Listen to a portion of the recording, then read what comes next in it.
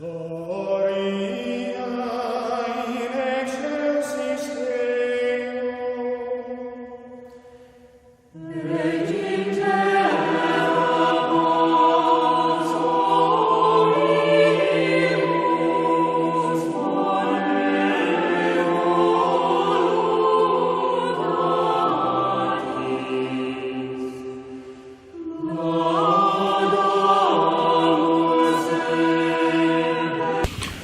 to Jesus. Once again, good morning, dear brothers and sisters in Christ. And happy Sunday to you all. Today we mentioned at the beginning of Mass is the 5th Sunday of Lent for year B. And we are gradually coming to the end of the Lenten season. And our reflection today is titled, Why Are You Here? Why are you here? We can literally ask ourselves that question. Ask the person by your side, why are you here? Ask the person sitting to your left and to your right, why are you here?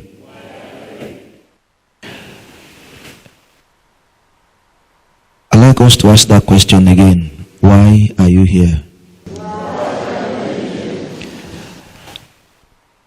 The answer to that question, I believe, is in our individual minds. But that's the theme of our reflection this morning. Glory to Jesus. You see, the whole of the 11th chapter of the gospel narrative of St. John is on the death and the raising of Lazarus back to life.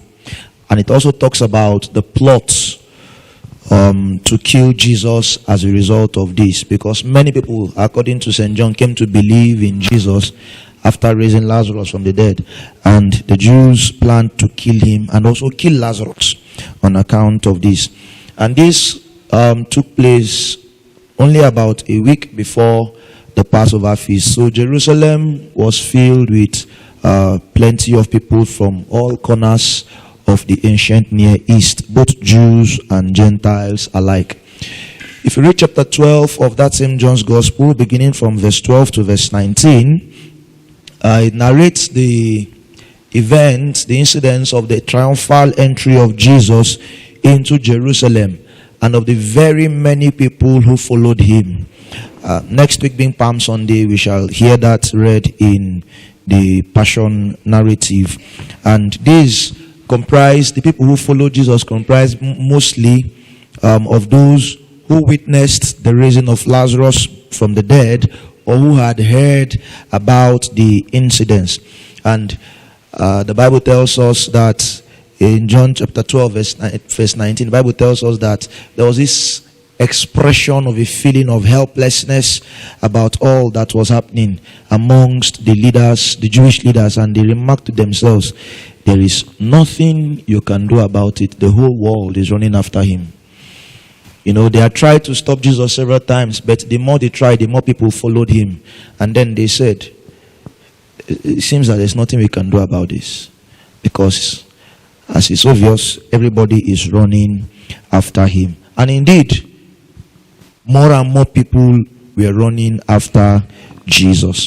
So the gospel text of today's Mass picks up from verse 20. I mentioned to us that verse 12 to 9, chapter 12 from verse 12 to 19 is on the triumphal entry of Jesus. Then from verse 20 it tells us of what we read in today's gospel, that some Greeks had also come to Jerusalem for the Passover feast, and then they came to seek audience with Jesus. But what they discussed with Jesus, if at all they did discuss with Jesus, we do not know, because John did not tell us. And St. John is the only one of the 4 evangelists who recorded these incidents of the Greeks coming to seek audience with Jesus. However, if we consider all that had recently happened and taking cognizance of the fact that according to St. Paul's description of the Greeks, 1 Corinthians chapter 1 verse 22, that they were seekers of wisdom, seekers of knowledge. St. Paul says there that Jews look for signs and Greeks look for wisdom. From all that had happened in recent times, and then these people immediately coming to look for Jesus, we may infer that they had come to question Jesus about himself and all that he had been doing in recent times, all they have heard about him in the past few days. So this, however, or this most likely, the meeting between the Greeks and Jesus was most likely not a faith encounter. They were not coming to Jesus because they now believe in him as a result of what they have seen or heard. But it is very probable that they came into the presence of Jesus because they wanted to satisfy their curiosities, not because they had found a new faith. They just wanted to satisfy their inquisitiveness. The Greeks are the owners of philosophy, and philosophy is about questioning, inquiries. A philosopher is a very inquisitive person. A philosopher asks plenty of questions. And so, it is very probable that these people came to ask questions, not because they found a new faith in Jesus. And then this raises for us a question to ponder on today. And that's why I titled my reflection, "Why Are You Here?"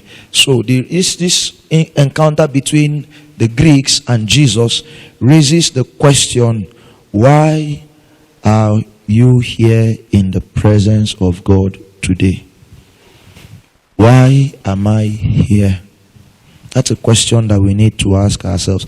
Why do we seek God? Why are we Christians? Why?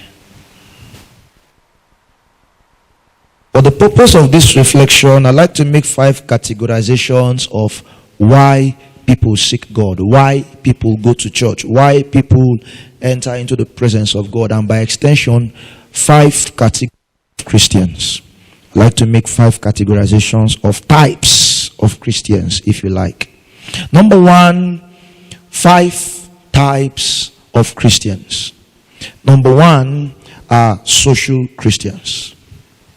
Social Christians. And these are people who come to church, who present themselves before God, not truly because they seek God, but because they have come to socialize, they have come to fraternize with people. And they are in church because others are in church, not because they want. Their friends are there, so they are there. They are in church not because they have come truly to worship God, but because they will get to meet friends, they will get to meet business contacts, business prospects in church. What happens in church during Mass or during church service, as the case may be, is not really a concern to them. And that's why it's what people most times are busy distracting themselves and distracting others. Mass is going on, service is going on, they are busy pressing their phones, they are taking selfies during Mass, they are snapping people, they are doing videos, and in doing this, they distract other people. After Mass, they are the ones who take the most selfies and the most pictures with people. To a large extent, their purpose of coming to church is to socialize, not to worship. These are social Christians. You know, sometimes you see people travel long distances to go and attend Mass in a particular place, and you ask the question, why do they have to cross over so many parishes to go to another parish for Mass? Why?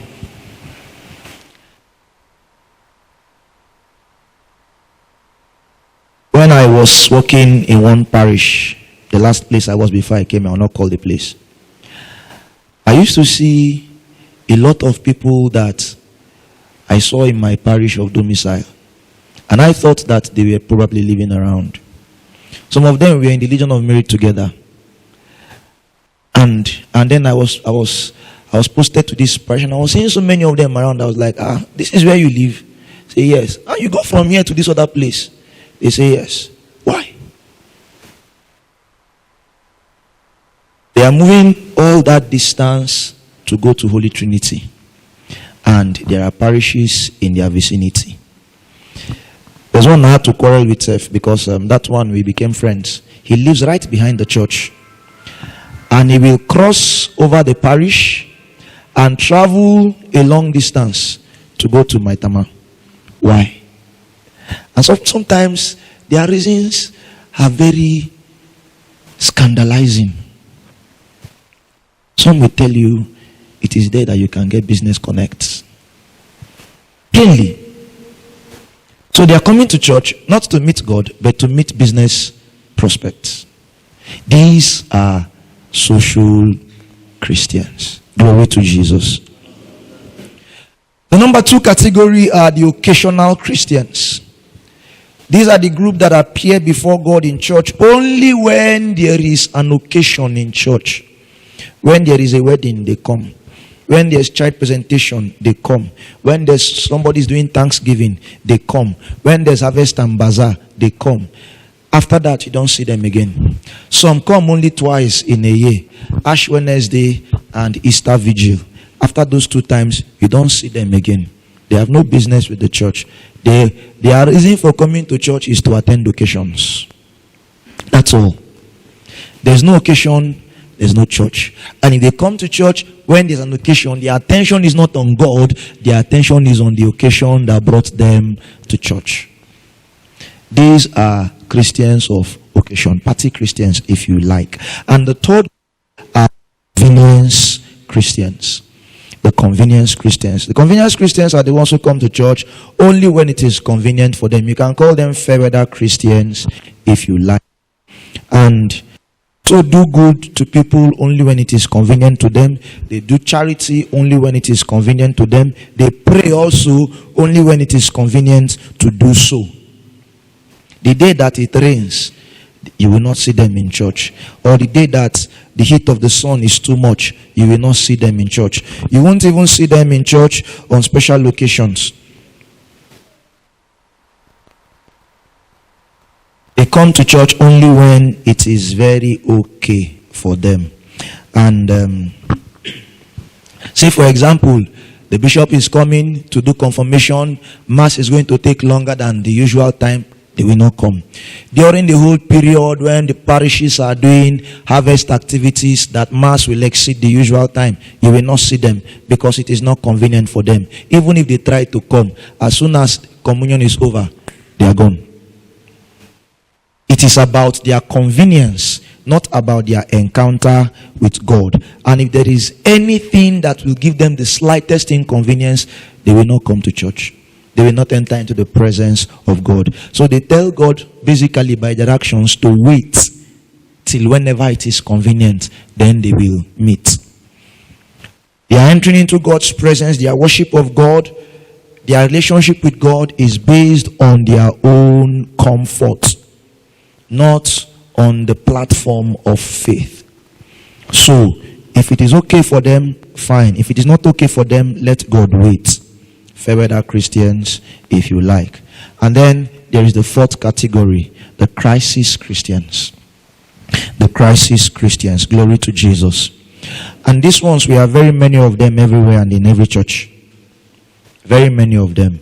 And these are the ones who only remember God when there is a problem in their life. Experiencing one crisis or the other. So, their perception of God is that of a problem solver. God's work, God's usefulness to them is only to solve problems. If they have problems, they come to God. The problem is solved, they disappear. They return back the next time that they have problems. They treat God like God is an ATM. You know, you visit the ATM only when you need a transaction, right? If you don't need to do a transaction, what do you go to do at the ATM? Nothing. So, if you need money, you need to withdraw, you need to make transfer, you need to pay a bill or something, and you don't want to enter into bank, you go to the ATM.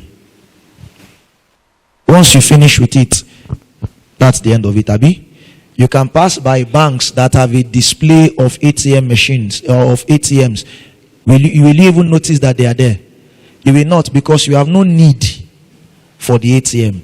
But once you have a need, even the one that is not working will be an attraction to you. You will go and check whether there is hope. So such people, they see the church, they pass by. They have no need for God, so to speak. in their own mind or according to their mind, because all of us, we depend on God. So at every point we have need for God. But for them, they have no problem. So why should I bother myself going to meet God? When there's a problem, they come to church, and they make the church and even the chapel an annex of their homes, of their bedrooms. They pray long, and you see them, some of them will sleep in church, sleep in the chapel. I'm not saying everybody who sleeps in chapel is like that too, but I'm just saying this is a characteristic of those who treat God that way. They think that by staying a longer time in the presence of God, when they have a problem, then God will now hear their prayers. But once that problem is over, once they find a solution to it, they basically, so to speak, divorce God, only to seek a remarriage with God when there's another problem. So their relationship with God is not of faith, but of profit, if you like. But of profit. So if there's no problem, then God, see you when we have something to settle. That's their kind of spirituality. And then finally, the fifth group are the true Christians. The true Christians. These ones are true to God at all times, in season and out of season. And they seek God and come into the presence of God because they want a faith encounter with God. They strive to be close to God because they want to grow spiritually. They pray because they desire to converse with God, their Father. And they do what is right and what is just, whether it is convenient for them or not. Whether they have a problem or they don't have a problem, they are there in the presence of God. They are looking for God. They want to have a relationship with God. And just like Jesus, as reported in our second reading, they rely completely on God to save them in moments of crisis. You know, the true Christians seek God for the sake of God and nothing else. They are the type that Matthew chapter 6 verse 33 describes, to seek God and his righteousness, and every other thing will be added. So they are not looking for God because they have a problem to solve. They are not looking for God because there is a crisis in their lives. They are not coming to God because it is convenient for them. They are not seeking a relationship with God or coming to the presence of God because there's an occasion. Whether there is or there is not, they are there. Their relationship with God is true, and it is based on a faith encounter.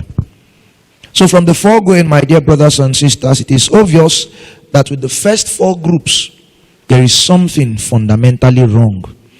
And it is the simple fact that their relationship with God is on a wrong foundation. It is not on the foundation of faith, but on other wrong foundations. Hebrews chapter 11 verse 6 says, without faith, no one can please God. Without faith, there cannot be a relationship between man and God. So today, therefore, we are challenged to reappraise the underlying reason why we seek God, why we go to church, why we enter into the presence of God. In John chapter 6, the Bible narrates how Jesus fed 5,000 people, and then they wanted to make him king. I call that the bread king. But the man refused. Jesus refused, and he ran away. And then they went looking for him. And when they found him, what did Jesus say to them? I tell you most solemnly, you are not looking for me because you saw signs and you believe, but you are looking for me because you ate bread to your satisfaction. That was a wrong reason to look for Jesus. They saw Jesus as an economic messiah. They saw Jesus as a problem solver. If this man can just sit down here and boom, bread everywhere, fish everywhere, then let us better follow him, so that he'll be giving us bread and fish. He'll be giving us food. He'll be taking care of our problems. That was a wrong reason to look for Jesus, and Jesus chided them for that. You are not looking for me because you have found faith. You are looking for me because you found a solution to your problem at that time, and you want it to be like that. So again, we ask ourselves the question, why are we here? Today and always, my dear brothers and sisters, let the words of Jesus in Matthew chapter 6 verse 33 always be our guiding principle in our relationship with God. Seek first the kingdom of God and his righteousness, and every other thing will be added unto you. If you have God, you have everything. If you have God, you have everything. So, we conclude by asking again the question. You that is here today in church, and myself talking, why are we here? Ask yourself, why am I here? And answer that question very sincerely. If our relationship with God is not based on faith, then there's a problem. If our reasons for coming to church is not based on the reason of wanting to encounter God, then there is a problem. And this is what we see in the gospel reading, that the Greeks came to look for Jesus, and from deductions that we make from the things that had happened earlier, we come to the conclusion that they were seeking Jesus most likely not because they found a new faith, but because they wanted to satisfy their curiosity. And you know that even today, that is what some people do who jump from church to church. They hear that there is one priest somewhere who is doing this one, that one. They go there not to go and meet God, but to go and satisfy their curiosity. They want to see what that father is doing. They want to see what that pastor is doing.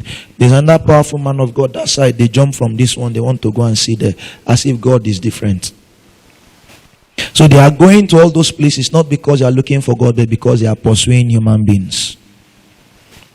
That is a big problem in the spiritual lives of many, and many people have been damaged because of it. So dear brothers and sisters, we conclude on the note of asking ourselves again the question, why do I seek God? We have to reappraise, as I said earlier, our reasons for coming into God's presence.